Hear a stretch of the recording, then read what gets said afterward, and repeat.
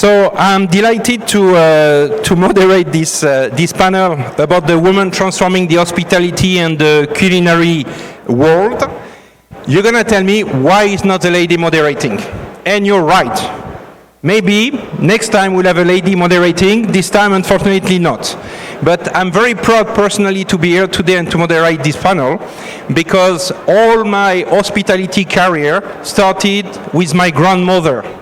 And the love of the industry started from my grandmother, who taught me how to become a chef and to be among those ladies who are icon of the industry right now in their different roles. It's something that makes me very proud. So ladies, thank you so much for giving me a little space on your panel. First of all, I would like to... Thank you, Emma. Thank you, Emma. So first of all, I think it would be good if we can go around and you can introduce yourself, please. Emma, if you want to start. Hello. Should be on. Yes. Good. Hi, good afternoon, ladies and gentlemen. My name's Emma Banks. I'm the Vice President of F&B Strategy and Development for Hilton, looking after Europe, Middle East and Africa. Thank you. But it looks like it doesn't work. Take this one. Take this one. Up, up. Hello. Good afternoon. My name is Giovanna Carnevali. I'm the Executive Director of Urban Planning at Roshin. Nice to meet you. Thanks for the invitation. Pleasure. Hello, my name is Judith Toth. I'm the founder and CEO of Ivere Hospitality and the General Manager of Ink Hotel. Good afternoon. Thank you for having us, Sebastian. My name is Maria Bouaid. I'm the Director of Operation for Curtain Hospitality in KSA, and I'm overlooking our 23 projects lifestyle in the Kingdom. Thank you. So, to start, I'm going to talk about the educational element and so on, because that's another topic we're going to talk about later. But let's start with leadership, because the goal is to have a more and more diversified leadership. So what do you think a woman leadership brings to the different businesses that you're leading? Emma, if you want to start. Well, statistically, I mean, we know that McKinsey reports that if you have diverse leadership, and you have more women on your leadership, most companies on average perform statistically 21% more profitably than non-diverse companies. So there's a lot of science, there's a lot of data, there's a lot of statistics around better performance and profitability. So even if it's 100% the right thing to do to bring women and tap into that, you know, that resource, actually commercially it's also the right thing to do. But it's really important because, you know, women bring a different perspective. We also provide as role models for upcoming talent in the industry.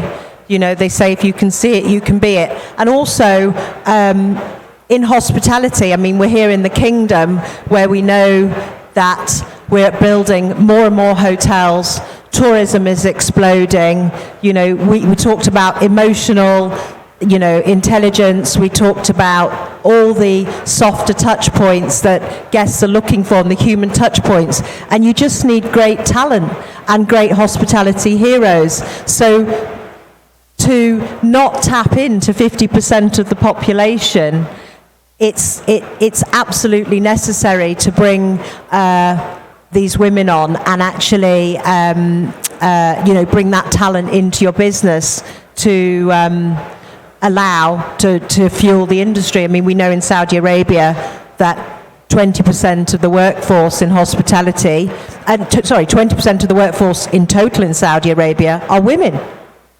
And they're going to need more, but they are going to need more. So I think there's a lot going for it statistically, commercially, and obviously it's the right thing to do. Thank you. Giovanna, how do you support within Roshin the development of women leadership? Well, first of all, it's a company that when we hire people, we don't specify or check whether it's a man or a woman. But it has been a fact that all the curriculum that we receive and after the different interviews that we had, so women are the most passionate one. And I'm not saying because I'm a woman, by the way, but it's because it's the reality. So my team, it's based, we are 57 people, 55% of it is women.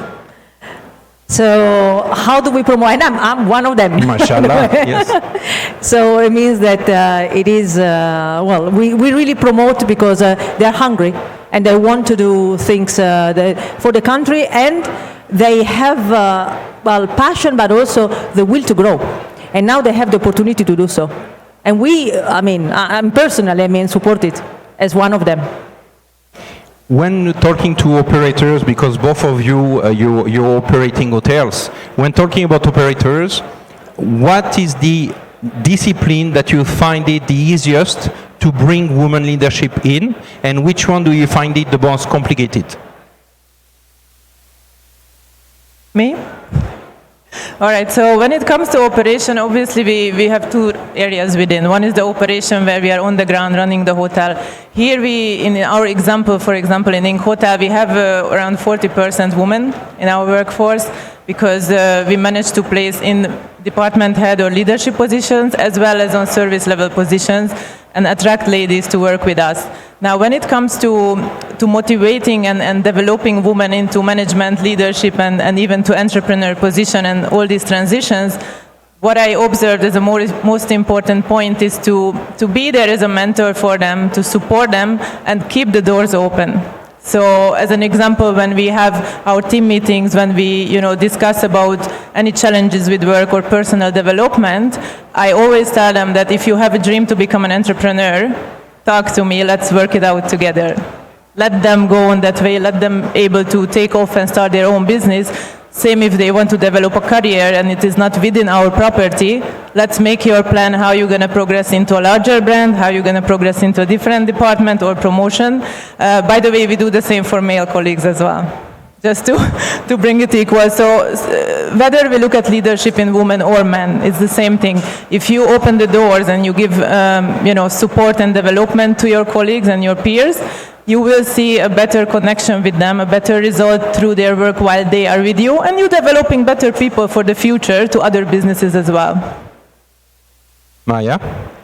All right, so you asked us how we attract those talents and where it's easier and where it's harder. So basically, when the first posting, whether on LinkedIn or on the available positions on career websites, when you post it, we notice, of course, that 85% of the candidates are male more than women, because automatically and let's say organically, men have more confidence and more, let's say, self-confidence to apply for any, especially in leadership positions.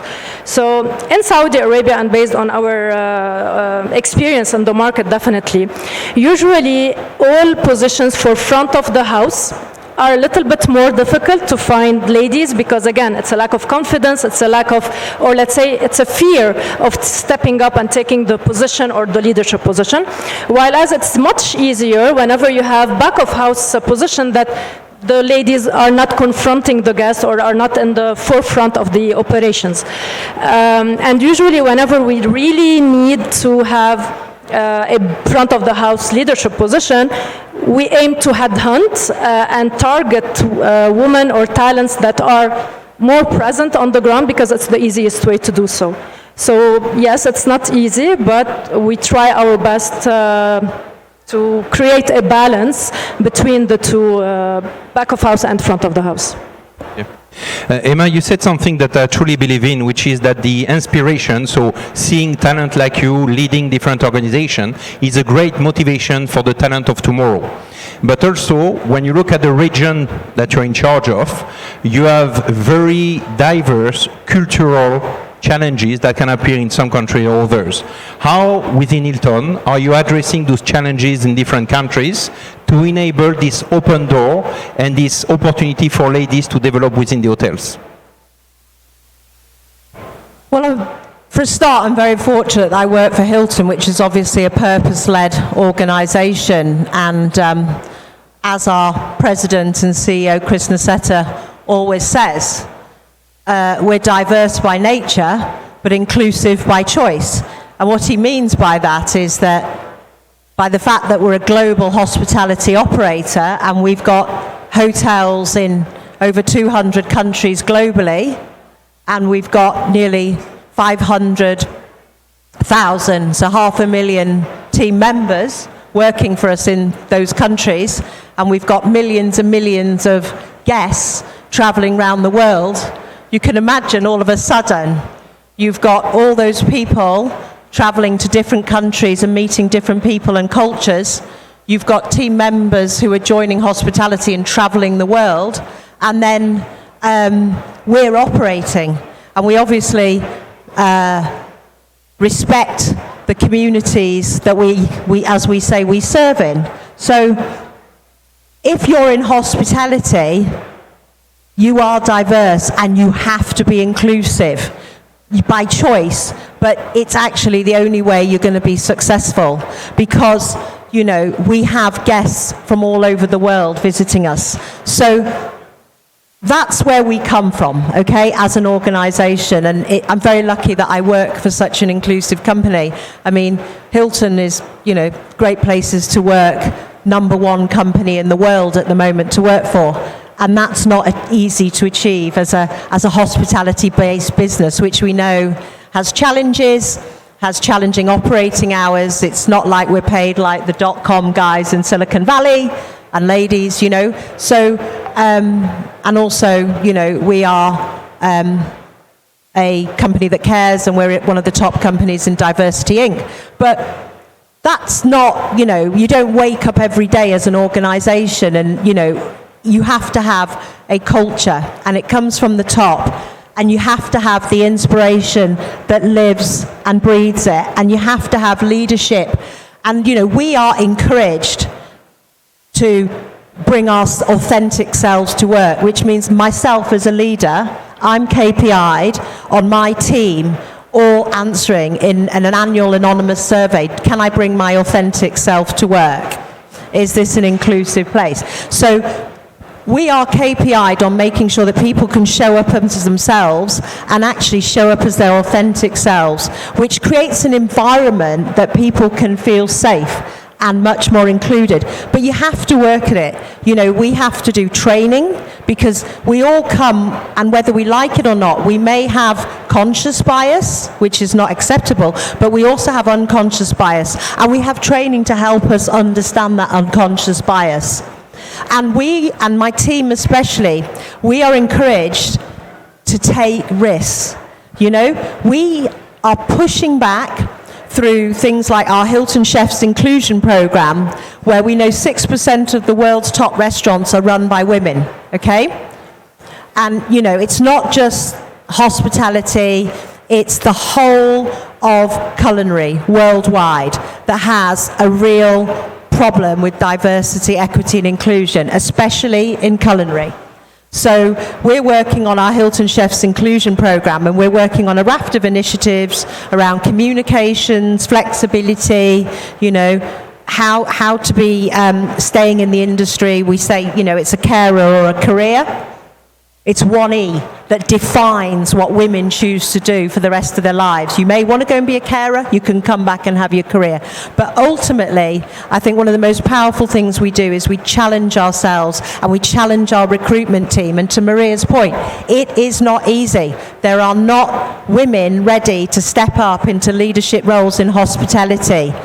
But there are women who are ready to step up, and you have to be brave and you have to give them the chance. And okay, it might not be every one of your positions, but every so often, and I'm sure we're going to talk about male allies, we need more male allies, more decision makers, making that choice and giving that woman that chance to return to her career, or that chance to step up, or that chance to move into a different role and learn soft skills as well as hard skills and technical skills. It's about being brave, it's about doing the right thing, and it's about having diverse teams, and not just gender diverse, but having a whole host of diversity. But ultimately, it's about holding a mirror up to this industry, hospitality, and saying, we have a problem, and we as an industry are responsible for fixing it. And stop moaning about trying to attract talent and having a product differentiation and your customer statistics.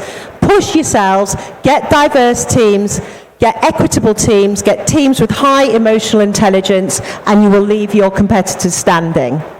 The example you gave about culinary is very true, because actually when you look at the kitchens in most of the hotels and restaurants, especially hotels but restaurants as well in the kingdom, the first position that was actually localized were ladies coming to the hotels because they knew how to cook the national dishes, and that's the way they entered. But when you look at how many of them are being trained in order to diversify their knowledge or grow to executive chef positions, you have a few executive chefs which are star executive chefs on TV that do exist here, but you don't have that many chefs that you find in the restaurant. You have a perfect example in Bahrain with a fabulous, with a fabulous chef patron who is doing a fabulous job and developing a restaurant. But in the country, I fully agree with you, culinary is an opportunity which is missed so far, where there are lots of opportunities to grow further talent. And to that point, I go back to Maria, because the first question, when we talk about having the support of the men for the change and so on, very often in many countries, the question comes back to, oh, we should put some quotas, or we should put some positions which are restricted. Do you think this approach is the best, or do you think that the approach of training, making the people more understanding of the strength of the diversity, like it was mentioned by Emma before, is the way to go? Absolutely not. We should not put restrictions to those positions, definitely not. It's, as we were discussing many times, and it's the main subject, mentorship and networking are the vital, let's say, characteristic or support needed to for the advance of the woman in development and in leadership. So by mentorship, first of all, they will have access to knowledge, to growth, to creative ideas, to new opportunities, and by networking, they will be open to growing the connections and new opportunities to step up. So with mentorship and networking, they will have this confidence. So if we come and put restriction to each position, that, for example, this position is restricted for a female, we wouldn't be diverse and inclusive by organically. We would be disruptive for the fact that the strategy start top down. So if we have our key executive leaders prepared mentally, and they have KPIs to prioritize the gender parity or the gender balance hiring, along with equal pay and along with the let's say merit-based performance and merit-based recompensation, then this is the right way to do it. And the way we do it at Curtin Hospitality, for example, Emma was talking about F&B and how chefs we are getting, you have the women chefs initiative. Our F&B project Impact Nakati, which is a gelato concept, it was actually created, developed, organized, managed and operated by Saudi females in particular. And this project is how we give back to the community, and we support women entrepreneurship to give them a full franchise business package ready to start their own business and take it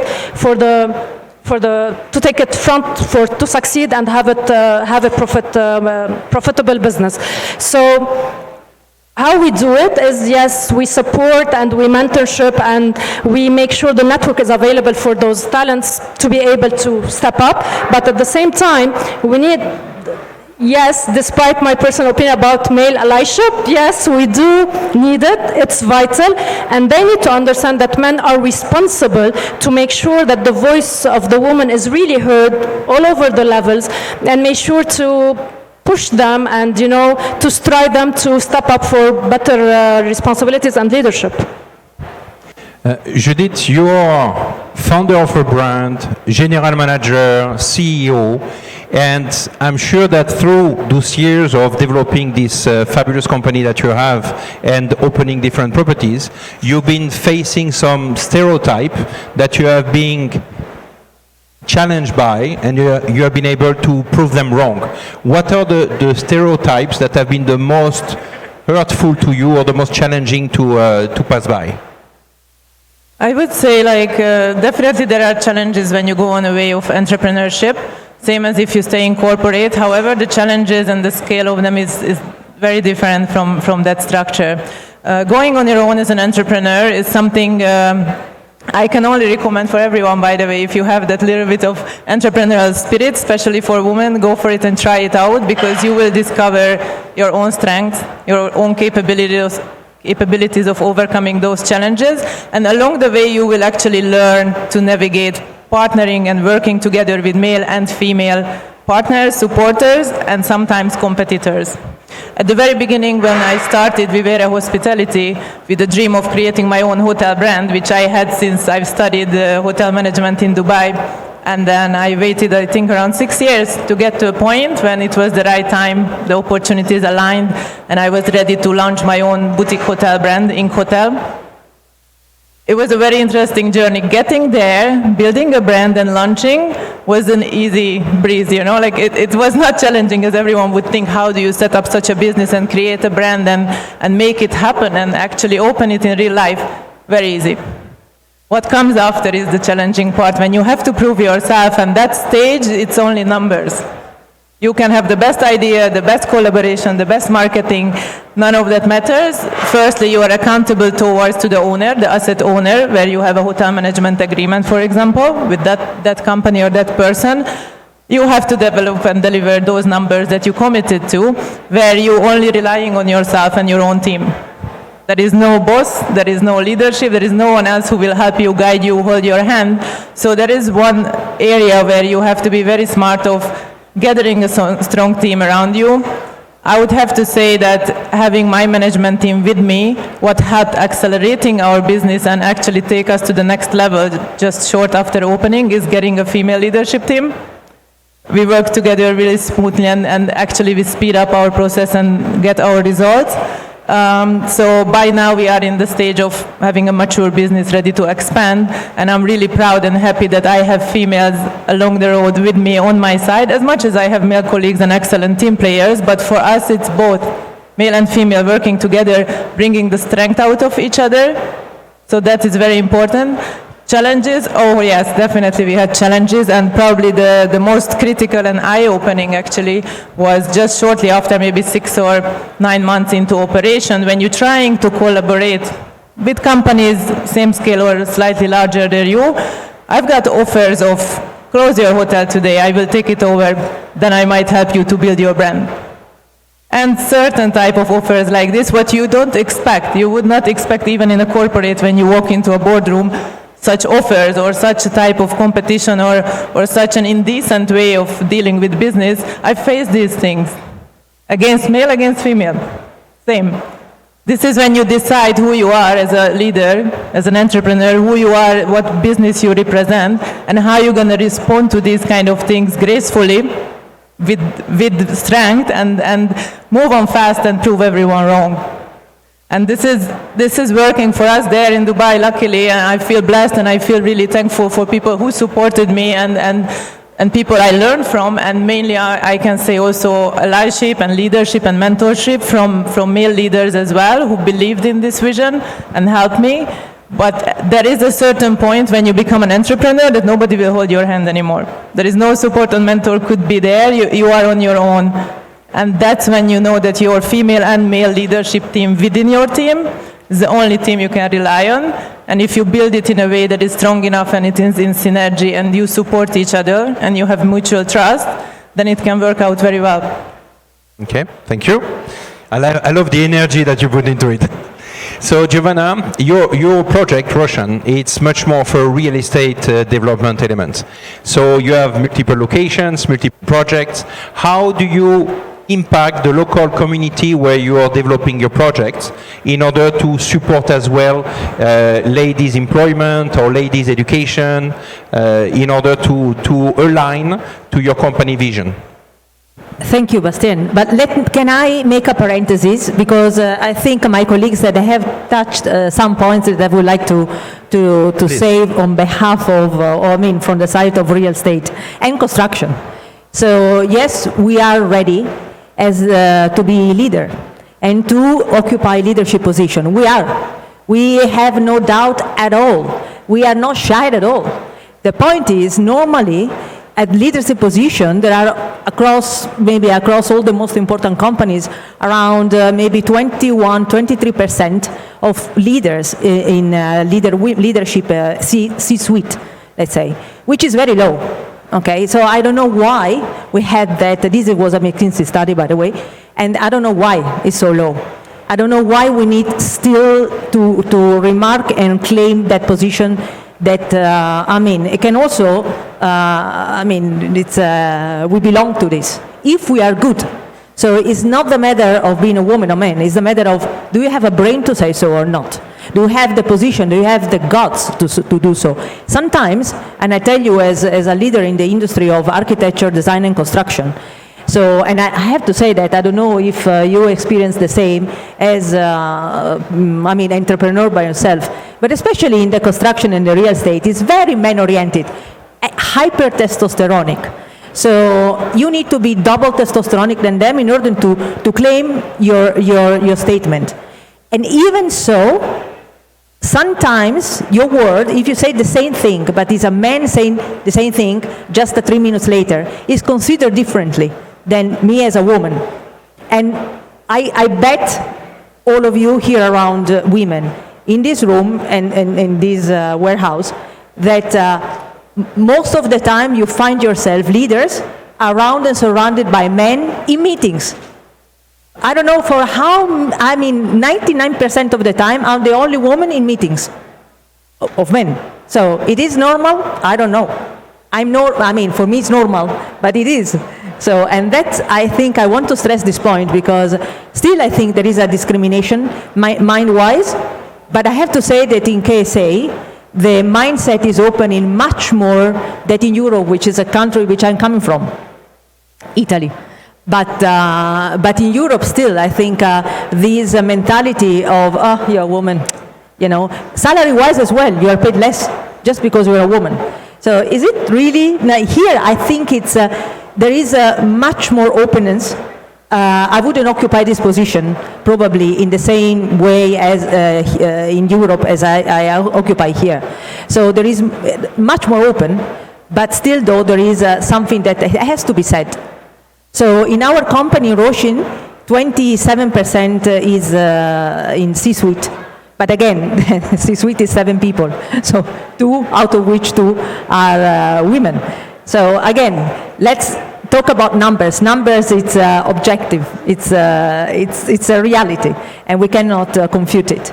But I think women, and again, I'm not answering to your question, I know, but I think it's important to say also that why leadership, women leadership, because I've been surrounded so every day by men that I can tell that women, what brings women to the table is the power of negotiation and the power of create that consensus, the sometimes and the balance. Sometimes men that don't do it, but just simply go with their,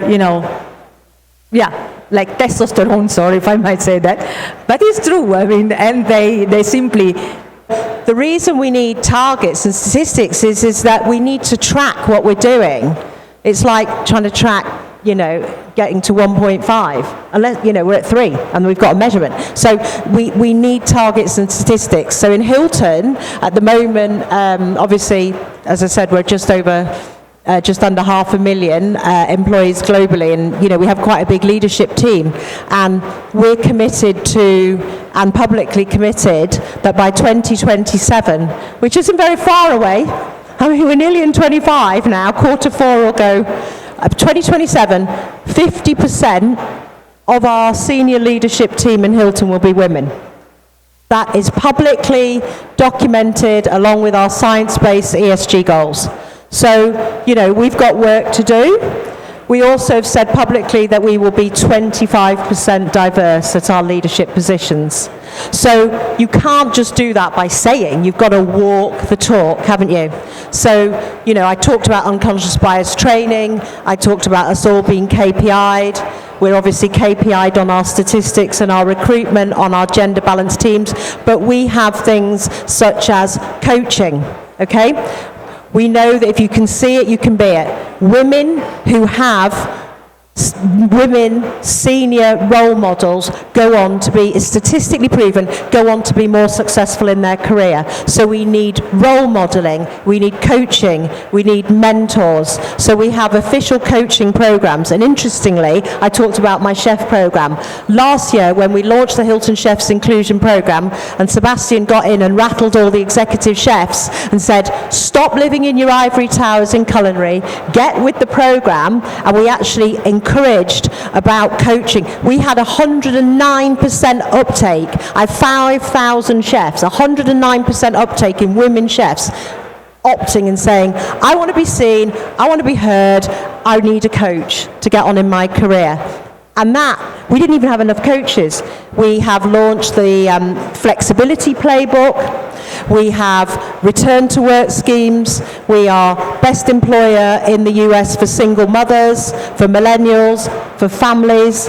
We have we have a program called Thrive, which is from the world-renowned Arianna Huffington, where we are all supported financially, our mental well-being and our physical well-being, and we actually are given Thrive hours, we are given time, and at every level in the organisation there's coaching, there's developing. But also, if, because there's a lot of people here in this room that are like, as Judith said, if you're an entrepreneur, you're out on your own, you're not part of a big global organisation that has got, frankly, brilliant opportunities for people. There are things, I've recently engaged with a program from the US called Mentor Walks, and not from the US, sorry, from Australia and New Zealand. And it's sponsored by Standard Chartered. It's now in Hong Kong, Singapore, Dubai's taking it up. And basically, once a month, senior women in the city, and they're nominated, become mentors. And you turn up, and I did one recently, and we walked around the MOE at 7:30 in the morning, because it's too hot in Dubai at the moment to walk around outside. But we'll go outside soon. And we walk around, and I turn up, and my skills, and I'm matched with 3 women. I don't know who they are, and we walk around for an hour, and we talk, and I had 3 tech startup SME women, and we all just lifted each other up, we shared, they went away having exchanged ideas. It was the most powerful hour I've ever spent in my career, just mentoring and encouraging and seeing 3 young women walk away as friends, as connections, sharing problems. So there are things out there. There are programs such as that for people who aren't in corporations, but it's about mentorship, leadership, it's about coaching, developing, and of course as you become more senior, there's one-on-one coaching, there's role modeling. But LinkedIn, you've all got access to LinkedIn. I constantly get approached on LinkedIn. I've got a call on Thursday morning at 10:30 with a young lady called Julia from Italy, never met her in my life, never will. She wants to talk to me about her career. So I've got a call with her. I have no idea who she is. Neither. Yeah, no, but she's called Julia. She's from Italy. That's why I know, but I don't know him. But no, I know you don't. That's what I'm saying. But she's from a hospitality school in Italy, and it's about giving back. Don't take LinkedIn for what it's going to do for you. It's a social platform. It's about giving back as well. So I think there's so many things out there, but we need targets and statistics, and we need to look at ourselves, and we need to really brace the fact that we need to take some tough decisions. And to all those programs that you mentioned, how important is the men allyship, as you call it, or support in order to make them come to fruition? Beyond important, because we know that gender diverse and equitable and inclusive teams are the highest performing. So if we all run away trying to create our own club, our own girls' club that we've all been against for years, the boys' club, it's not going to work. We have to work together. And, I've got a gentleman sitting here in the grey suit who you'll hear from soon, Sebastian knows, who's my senior director of culinary. He's in charge of that probably 6,000 chefs now across Europe, Middle East and Africa. He is the biggest advocate. And when I go around as a woman and he comes as a chef and he tells all these grumpy male chefs, look, You know, you're all right, you've had it this way, this is how it's going to be. It comes across as authentic because I've been walking it for 25 years. But he is a role model, and he is a leader, and he actually is a leader for women who see that there's people like him, you know, and I've had women chefs tell us, it's the first time in my life I have felt seen. And when somebody writes to you, a complete stranger, and says, I feel seen, nothing can replace the power of that. So it's male allyship. We have to do it together. And then we have to tackle all the other diverse groups. Yeah, I couldn't agree with you more, because the face-to-face, going into the hotels, the restaurant, talking with the team, giving them the visibility and the understanding they require and they deserve is extremely important for all those steps. Judith, I would like to come back to you. So what will be, again, based on the background that you have, which is very diverse, what will be the top tips for the future women leader from your point of view? I would say my top tips for women and men entrepreneurs and future leaders is, number one is know yourself, know your strengths and weaknesses, and really work on both of them. That is pretty much the most important step to start with, to be clear on yourself. Secondly, find a mentor, again, male or female, who you identify with, who you connect with deeply, so you can actually authentically receive feedback, knowledge, and share information, and that person is able to support you and grow you. And the third is really to find funding, whether you are able to start up your own company alone or find investors. Your first win will be that somebody believed in you enough that they invested their money in your company, that you already have your first win, and that is really a powerful, step when you start a new business. And the last one would be a little bit off topic. Start working out. Yeah? So strong body, strong mind. Live a healthy lifestyle, work out, do sports. It will help you with your personality development. It will help you with becoming an entrepreneur or a leader, and it will enable you to socialize with other people. So it's definitely going to give positive benefits to your life and to your business. Thank you. Maria, a similar question to the question I asked Giovanna before, but you are developing lots of properties in KSA. Many of them are in secondary city or second-tier cities. How do you support the development of the local communities in those areas? I would say partnership and collaboration. So whenever we step in any new destination, especially that we don't have any experience in it, the first thing that we do is we introduce the community manager position, or let's say the experience manager, to the project itself, and we start our hunt or our research for the destination itself, to find who are our neighbors, who are the local suppliers, who are, who is there for many years, who's the pioneers of the area, how to connect with them, how to build this partnership and collaboration. So we do believe that this partnership is very important in any destination we step in.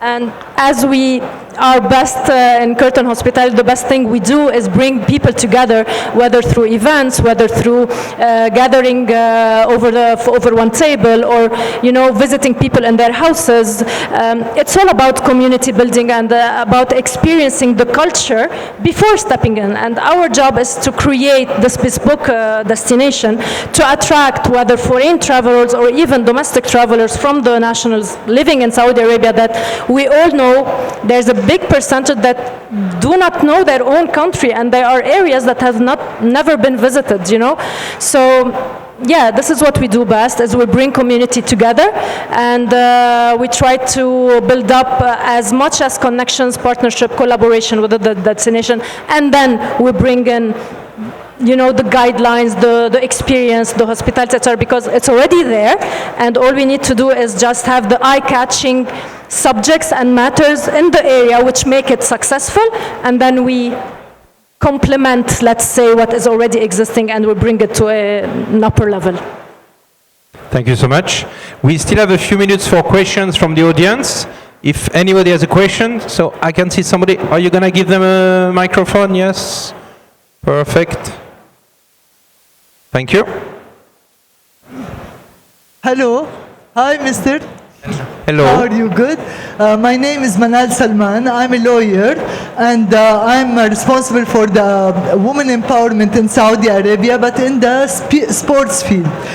Today I was hearing what the subject was about. It's really interesting and aspiring, and I would assure you that the empowerment of Saudi women or the woman transformation nowadays is in safe hands. We are all working towards this goal, whether it's through regulations that protect them or through contracts that prove their right and make it very clear.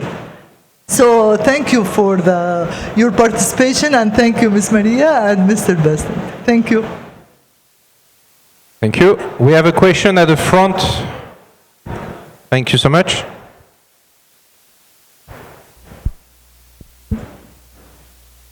Good afternoon. Thank you for an amazing topic being discussed. My name is Mohammed. I work in hospitality industry in GCC for the last 2 decades.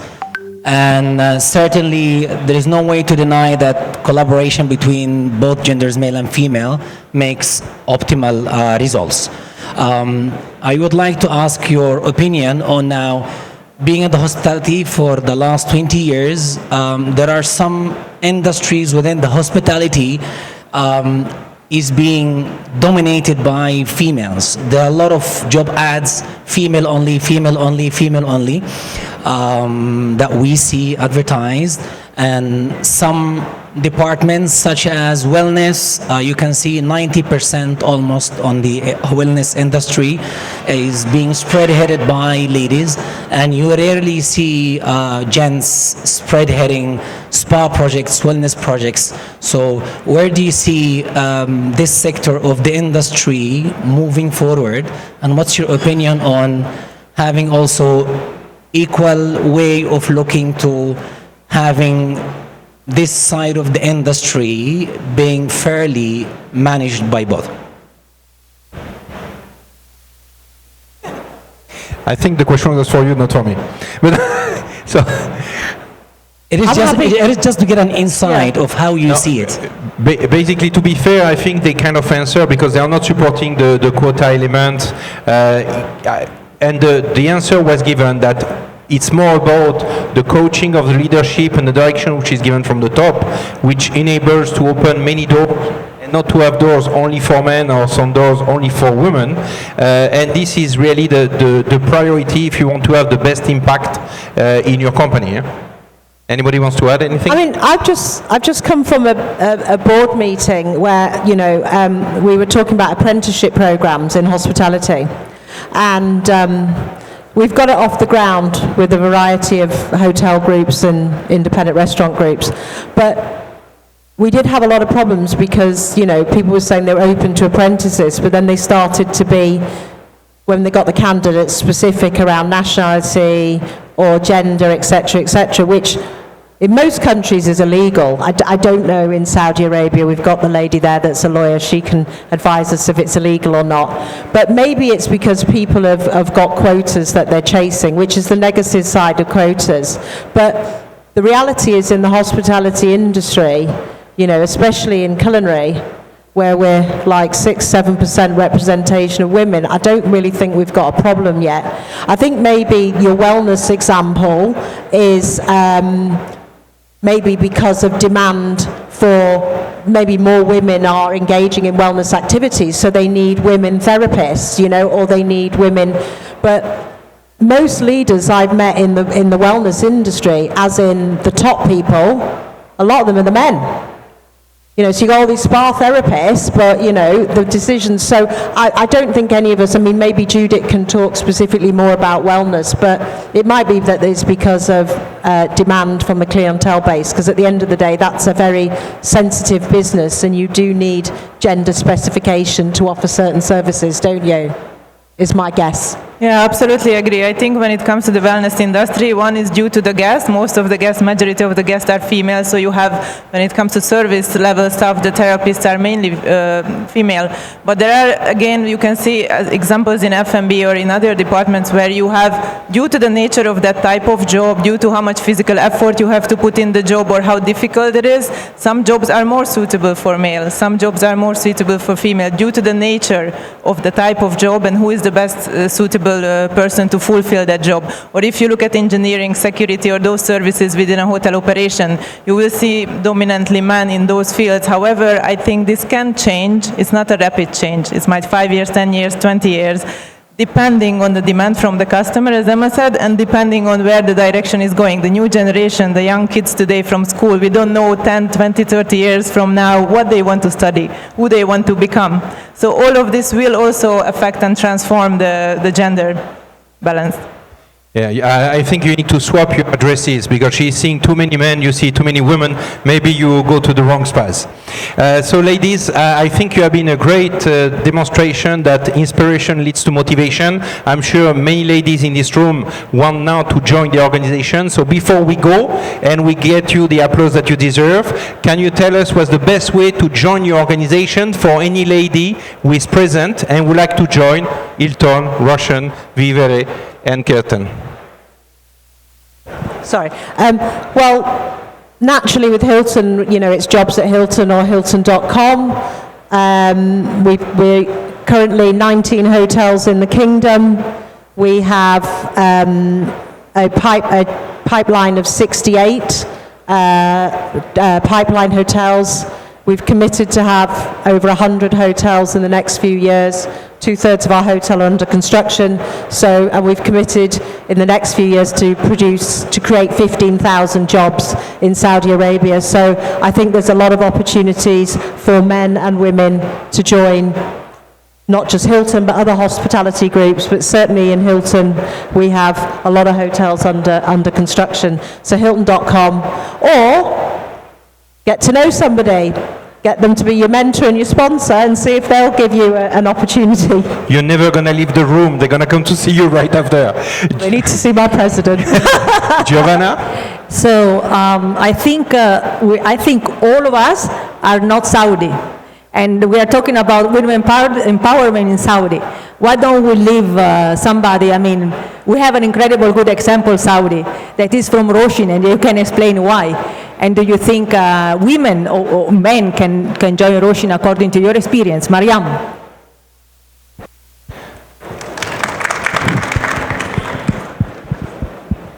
So how did you join Roshan?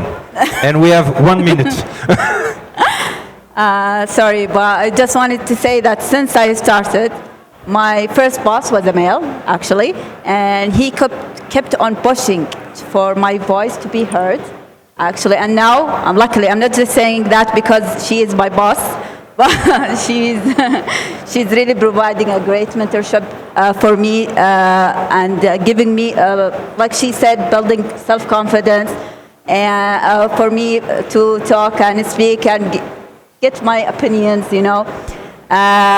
For joining Roshan, like she said, the website.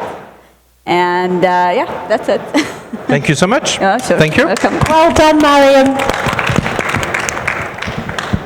Judith? Excellent. I'll be 10 very seconds. quick. Okay, you want to join Vivere Hospitality? All you have to do is take my business card after this, bring a project here in Saudi, and set up the office here for us. Very easy. Maria? Just quickly, other than our beautiful bespoke destination projects in KSA, which are 23 actually, and we have the biggest lifestyle portfolio. Our main strength is that we are led by a woman CEO, Marlos Nippenberg, who's more known to everyone in the Kingdom of Saudi Arabia, and all our, let's say, mentorship and support for the Saudi entrepreneurs in particular. So I think this is only a reason why to join Curtin Hospitality and join my career path by starting, by being appointed by Curtin Hospitality, the first female GM in KSA, among the first female GM in KSA. And today I'm the director of operation, leading the operations here. So I think I am an example of why joining Curtin Hospitality and being part of this successful development and career path. Thank you so much. A round of applause for all those fabulous role models. Thank you so much, ladies. Thank you, everybody.